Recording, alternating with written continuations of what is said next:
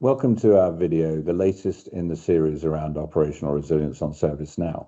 My name's Lee Grant. I'm the Chief Sales Officer at Wrangu, and I'm here with Lee Childs. Hi, I'm Lee Childs. I am the COE, or the Centre of Excellence Lead for Risk and Compliance here at Wrangu. Fantastic. Thanks, Lee. So the reason for this video, the topic, we put our first video out. If you haven't seen it, there will be a link below. Please go and have a look at it. And it had great reception. We then did a webinar, Lee, that you were in with INAR partners on DORA and NIS2 compliance in ServiceNow, again, looking at areas of the platform that drive operational resilience. So I've got a few questions for you, just so we can inform some of the people watching this. So first off, simple one, why do you think there is such an interest at the moment? We had 140 people on a webinar. That's a lot of people. Why do you think there's such an interest? Well, yeah, that is a lot of people. I didn't realize there were quite so many on that webinar.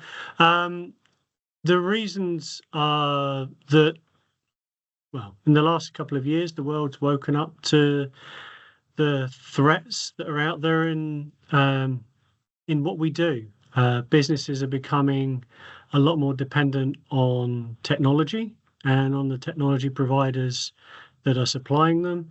And with regulations such as DORA, NIS2 in Europe, the FCA, Operational Resilience in the UK, and FINMA in Switzerland, the world's becoming more regulated and it needs more attention. So I think that's what's driving everybody to pay attention.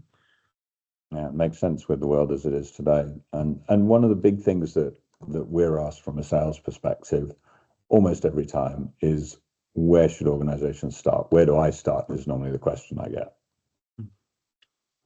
Well, you need to understand yourselves before you can understand how you can protect yourself with resilience. So you start by understanding your business, understanding what your critical business services are, the things that make you money or are going to lose you a lot of money if they're not working. And those are the things we have to focus on protecting. Once you understand what you need to protect, the next step is to understand what you're currently doing, where you have gaps between what you're currently doing and what the regulations are asking you to do. Once you've got those two things in place, it's like any project. You plan to fill the gaps. You plan to make yourself more resilient along the way. Yeah, that makes sense. And I can understand why it's daunting. It's a big thing for a lot of companies. But what do you think the biggest challenges they're going to face are when they go into effectively securing their forward revenue streams? Yeah, I mean, there is a huge fear because it is a big beast. There's a lot of moving parts to it, and where do I start is the first question, but also how do we get buy-in? How do we get the funds? How do we actually make this project work?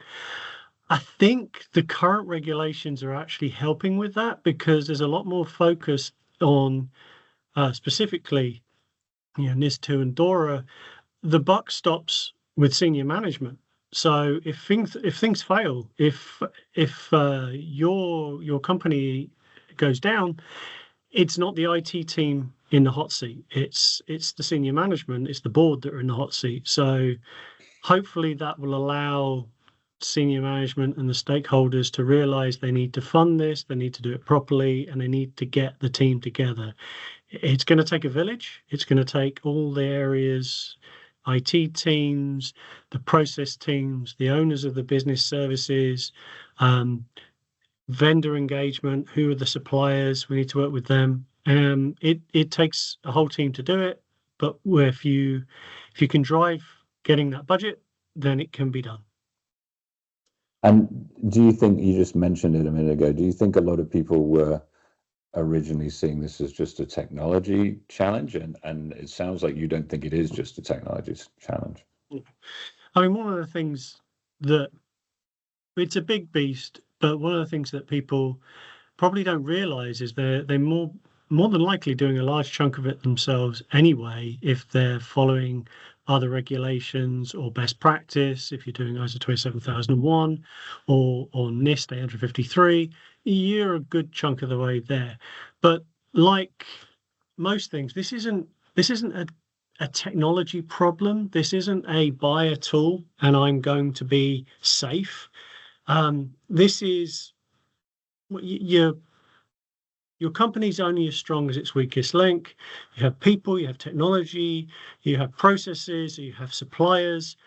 It's everything together. And if you don't bring it all together, if you don't work as a complete team, it's going to be a technology refresh that's going to fail.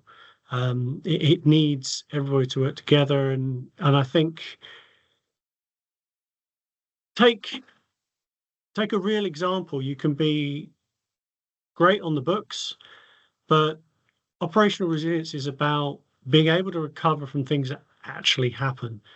For example, you have an earthquake in California. Having a tool that tells you what to do isn't going to cut it. You have to have the people and the processes, the assets in the right places to recover from that as quickly as possible. And that's what all these regulations are trying to do. They're trying to regulate the fact that we do need to have all of these things in place. They're trying to get the banks, the critical infrastructure more prepared for when the inevitable does happen and be able to recover quicker. Great.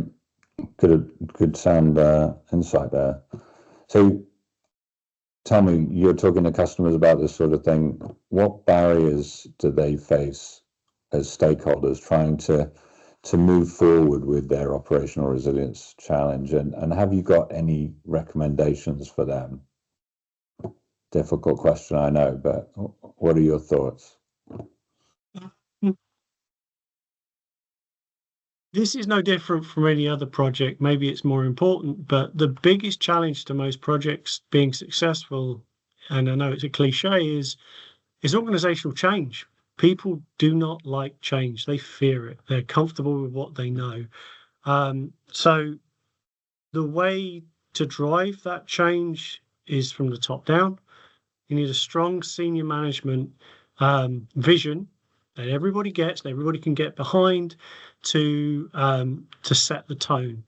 And then, like most things, it's showing why it's a good idea.